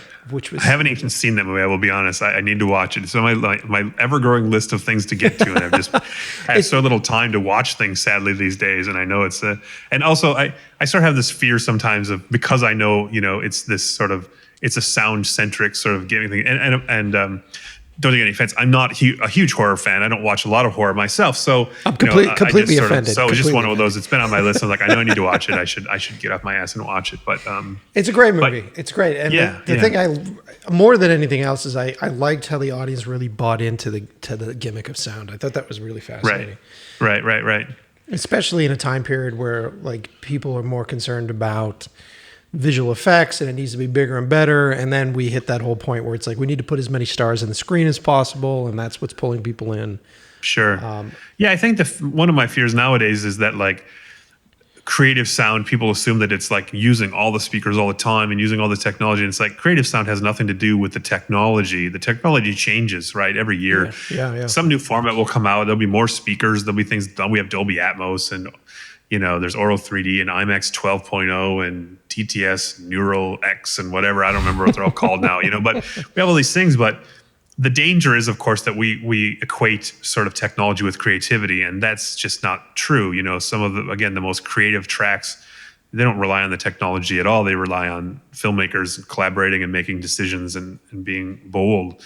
And, some of the most creative sound, like you mentioned, The Conversation, well, that, technologically, that film is, dated and different stuff, but it holds up as well as anything, So I think Tarkovsky was an amazing filmmaker, and you look at a film like The Mirror or something, and, you have sort of one sound playing at any given time, and it's a completely courageous use of sound, and it's not literal. It doesn't make sense, but emotionally it's incredibly powerful.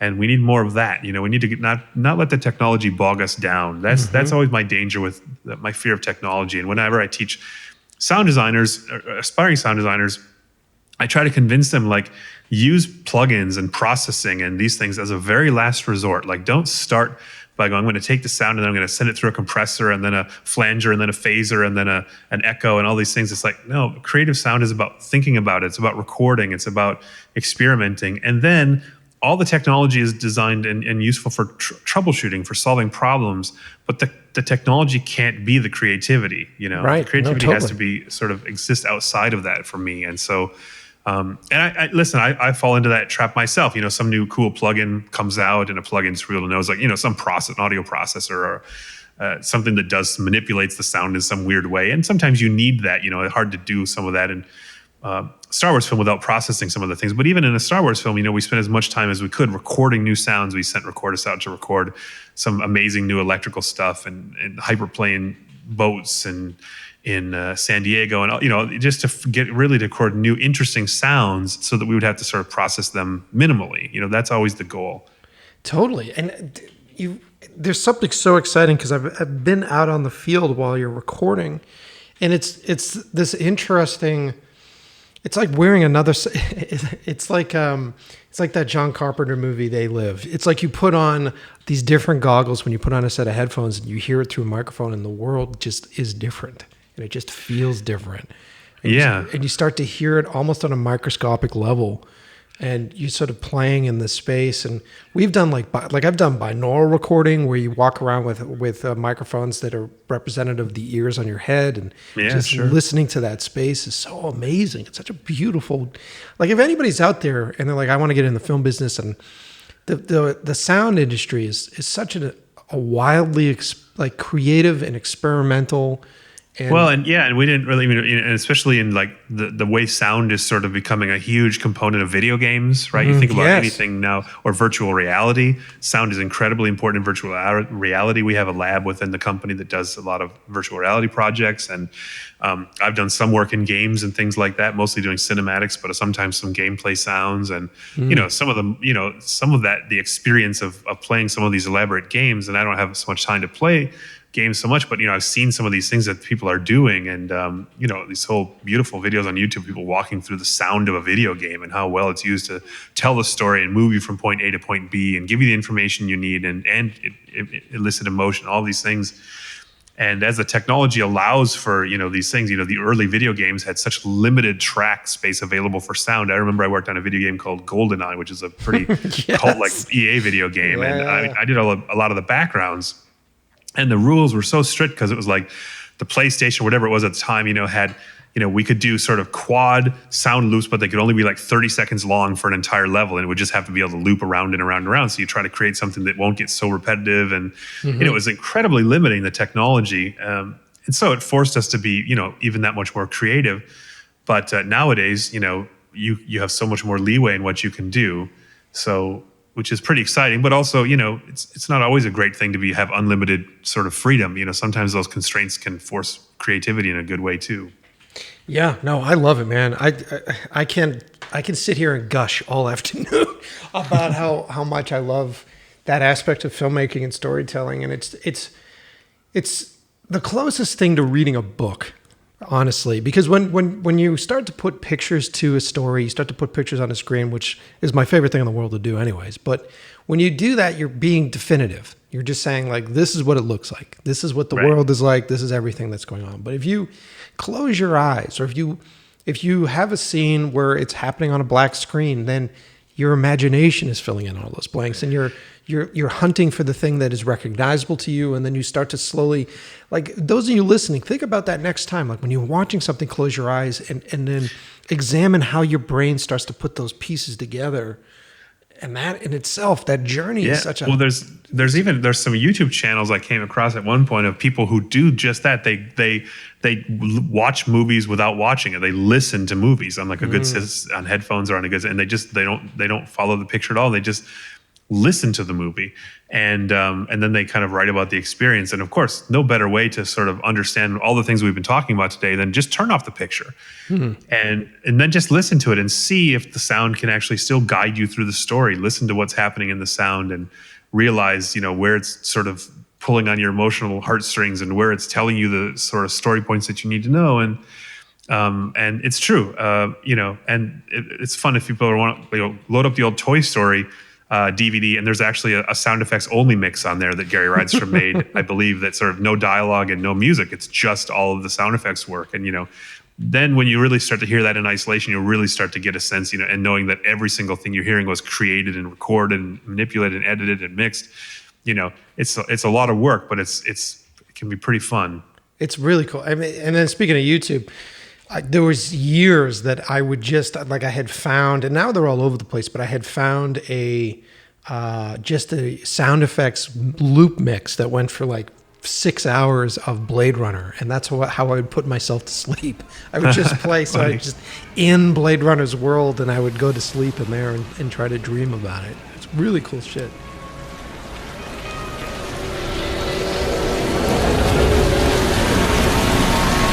A new life awaits you in the off-world colony.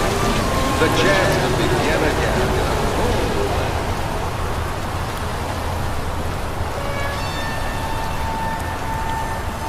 Yeah, I remember on Lord of the Rings, I had to make this thing for the premiere at Cannes, or a playback, and it was just like, I had cut all the backgrounds on the first Lord of the Rings movie, which is something I still love. One of my favorite things is to do backgrounds. But so I basically had to make like an hour-long looping sort of ambient sound of all the sort of backgrounds from the movie, sort of Moria and Hobbiton and all these different places, and just kind of it became this sort of, it was like almost like this ambient sort of weird track of stuff. And it was, I think I still have like a CD that I made of it at one point. But yeah, it was fun just to sort of, take the stuff we had built for the world and then sort of turn it into almost like a little art piece, It's so cool, man. It's very cool. Where are we at? We're about an hour. How are you doing on time? Are you okay? I'm good. I'm unemployed this week, so I'm fine. But like all of us. I leave it up to you. Like all of us, man. Well, we'll talk for a bit more because I'm really enjoying this, man. It's been a great conversation. So what really excites you? Because you've been doing this like over 20 years now. So what is the stuff that really excites you now? Like, what is the stuff that you're really excited to, like, getting back into work? Like, what is the new stuff that you want to get into? Well, it's funny. I think like a lot of us, I'm sort of at a transition point in my career, and I think brought on by all of this crazy world stuff that's happening. I think for me now, I want to move away from the big Hollywood stuff for several reasons. I want to work on projects that are slightly less time consuming. Some of these big projects will take me busy for a year, and I it's hard. You can't plan your life. You can't plan trips. You can't plan anything. I want to work on smaller independent films that are really trying to do interesting and adventurous things. I want to work on films that sort of have some meaning. For me, I mean, the films that I really enjoy watching often are foreign films and smaller films and things that people just trying interesting things. And I've had some chances to go and teach in Europe and do some mixes, and I've done some, but I've missed out on a bunch just because I was so busy working on a really, really big, long project. So I'm looking to slow down a little bit, do more teaching. At the moment, one of the things that's exciting for me is that we're doing a lot of what we call crowdsource libraries of recording sound effects. So like right now, I'm doing one for the next 5 weeks where we have about between 200 and 300 sound recordists around the world all going to contribute to a library of what it sounds like where they live. So they're going to go outside and record their city, their neighborhood, their backyard, whatever, and we're going to assemble this library, and then we'll use that to raise some money for charity. Wow. So, what excites me is recording. I have this ridiculous microphone collection, and I don't get to use it nearly as much as I want to. So I want to do a lot more recording and teaching. I've been doing some classes on Zoom to 300-400 people at a time, and just kind of teaching people about recording sound effects and mastering sound effects and things. And as I have more time, I'd like to do more of that. These things don't pay anything, unfortunately, so I can only do them when I happen to not have work. But I have no idea what that's about. We don't get paid on this show either, guys. Wait a minute, you're not paying me for this? All right, we're done here.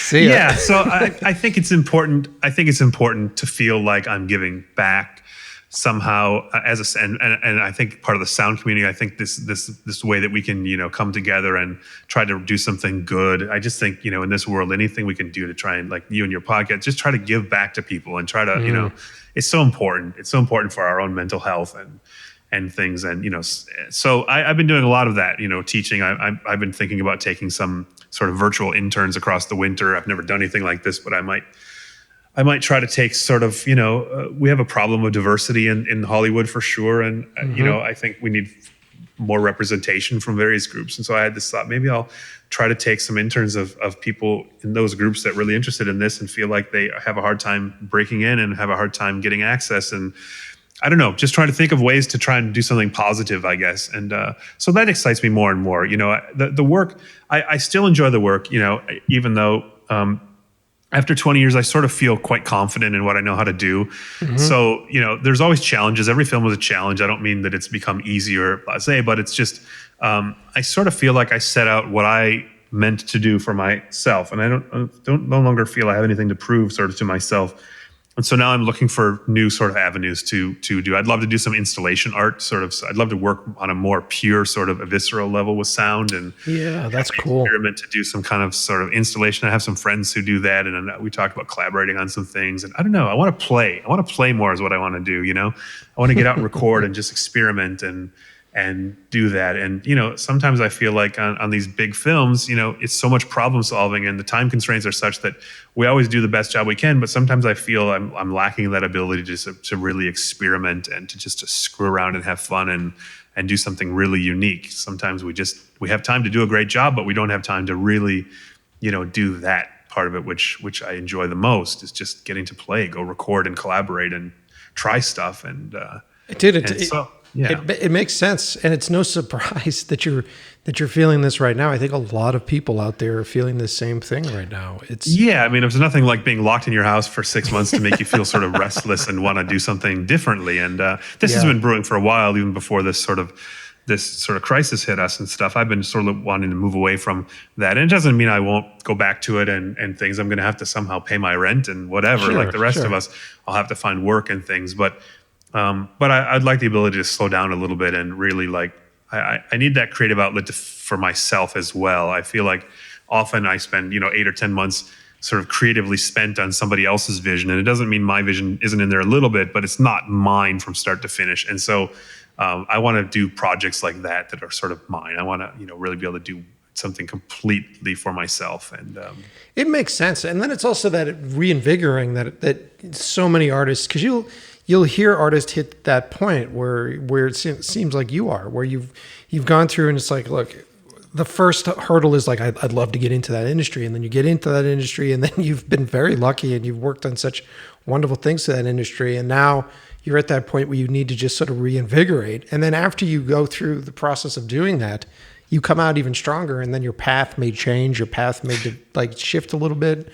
Sure. Yeah. I'm feeling restless in what I hope are all the best ways. I mean, I feel creatively a little bit restless. I feel sort of, and I hope that will spur something fun and exciting. I'm not exactly sure how it's going to all play out, but that's not a terrible thing either. I mean, listen, there are people genuinely suffering out in the world, and I've got nothing to complain about. Sure. I'm healthy. I have enough money in the bank to outlast this thing for a little while, and so I have no complaints. But I do feel like I'm like, okay, what more can I do?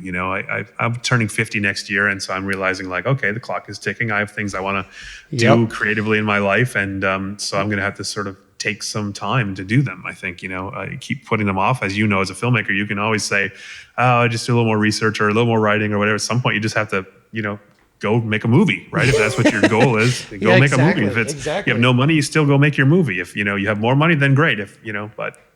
No, you always want to be creating, and you always want to get to that point. And our business is such a strange business because it requires so much ultimately. Like, it requires a lot of time. It requires a lot of resources. So you can't be, at least directing, you're not creating as often as you want to be. And so like as soon as you can get to that point, you're just like, let's fucking go. Let's go. Well, sure. I mean, I'm sure you spend a lot of your time trying to raise money or get the things lined up or find locations and all this stuff. And that's, that's not the creative part that you want to be doing, right? You want to be on set directing, and then you want to be editing, but of course, filmmaking has a lot of logistical work that has to get done. So, and the sound is the same way. There's a lot of logistical work that I have to deal with, and to allow, then hopefully those moments of creativity. And so. Yeah, no, I'm right there with you, brother. I think it's, I wish you the best luck. I hope, and we got to stay in touch because I want to hear what you do. Like, I'm really excited to hear. Keep in touch. And, like I said, whenever it's safe to do it again and stuff coming up, I'll show you around the ranch. Oh, please. It would be such a nerd trip for me, because just an audio nerd trip. It'd be such a wonderful experience.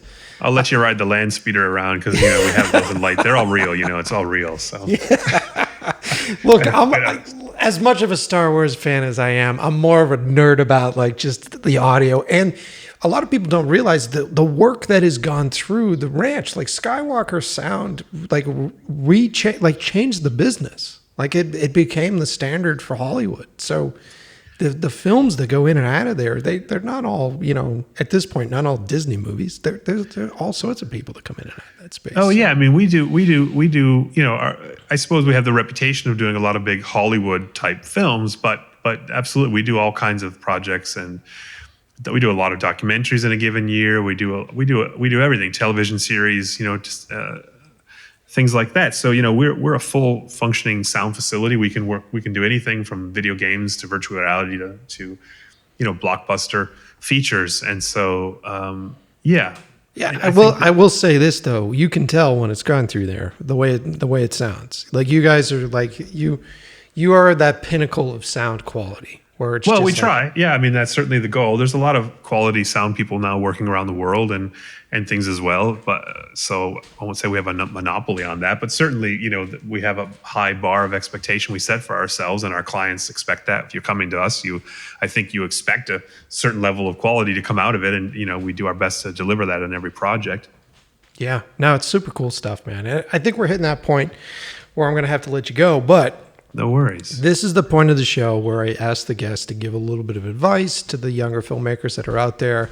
And if someone is listening to the show and they had never even thought about sound, and now because of how cool we've made it sound, they're like, fuck, I want to get into the business. I want to get into the industry. What would your advice be for someone that really has no experience? Like, how would they get into it? How would they get started? I mean, I wish I had sort of a concrete sort of set of steps that you could do. I would say first, if you're interested in it, just learn as much as you can. Start watching films with great sound, start trying to listen to it, break it apart, see what they're doing. There's a film called Making Waves, which was a documentary all about this, which came out last year. It will give you a really nice overview more. It's, interviews with all the greats and things like that and the history of it and things. Buy a recorder, whether it's the cheapest handheld recorder, something called a Zoom H1N. Is it like a $99 recorder that sounds really, really good for what it is? Just start recording things and playing, if you're interested in sound, it's super crucial. I think that you start to build your own library, you build your own sort of sonic identity. And there's nothing like learning how to record to sort of learn how to work with sound and things like that. There are groups on Facebook for sound design and things like that and mixing. Join those groups, ask questions.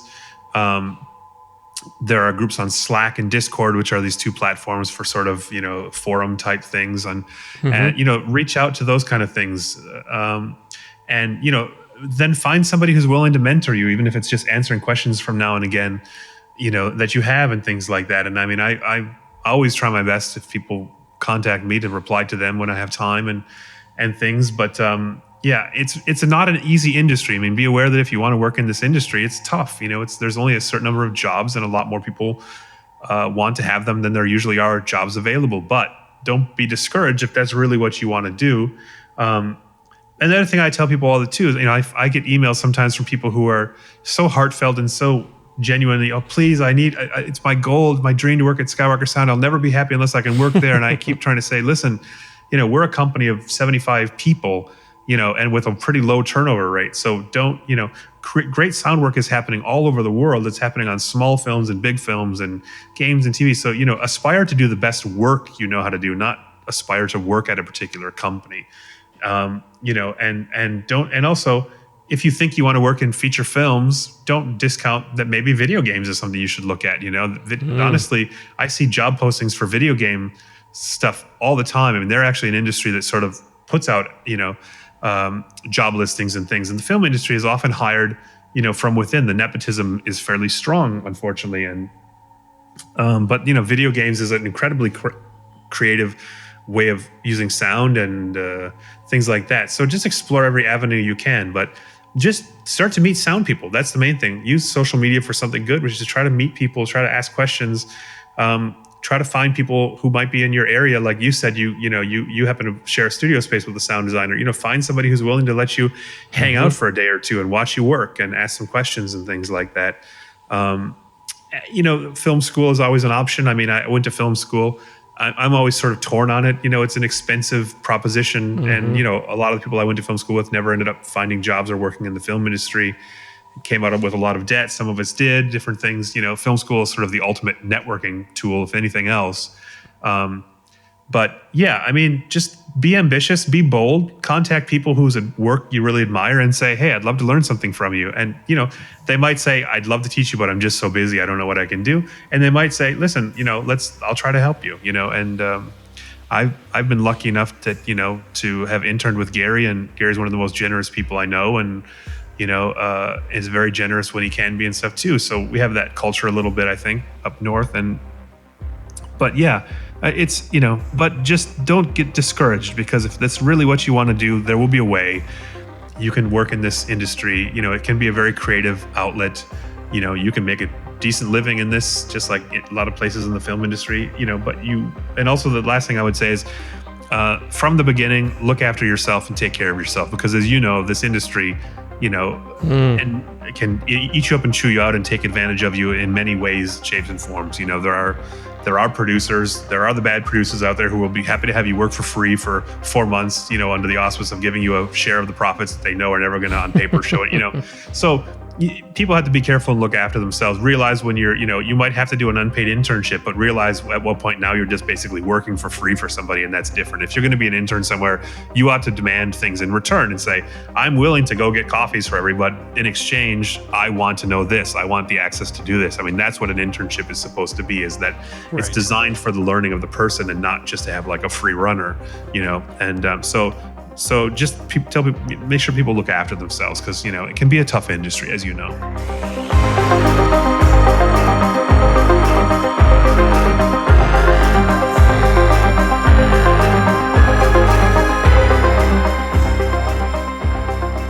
So, are you guys now sound nerds like I am?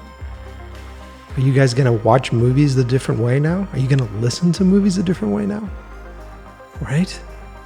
I guarantee you, most of the movies that you love because of the way they sound. I guarantee you it's because of the work of sound designers, sound mixers, dialogue editors, composers. There's a whole team of people that you will never see. You will never see their work. Guaranteed, you will never see it. You will only hear it. And I hope this show has given you a greater appreciation for the way a movie sounds. When I talk about how a movie smells, a lot of it comes from the sound. I know that I'm not making any sense there. And if you guys downloaded your fucking bingo card, your drinking bingo card, and hit it up. Thanks for listening to the show, guys. I hope you guys are enjoying it. Hope you guys are enjoying our new season 3 of the podcast.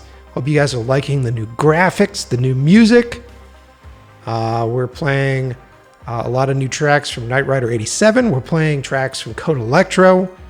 We've got some new thumbnails. We've got some new graphics. Very excited about this season and about the way it sounds. And strap yourselves in, because I'm not going anywhere right now. It seems like podcasting is a big part of my life. So I'm here for you if you're here for us. I love you guys. I appreciate you guys. And as always, I will see you next Tuesday.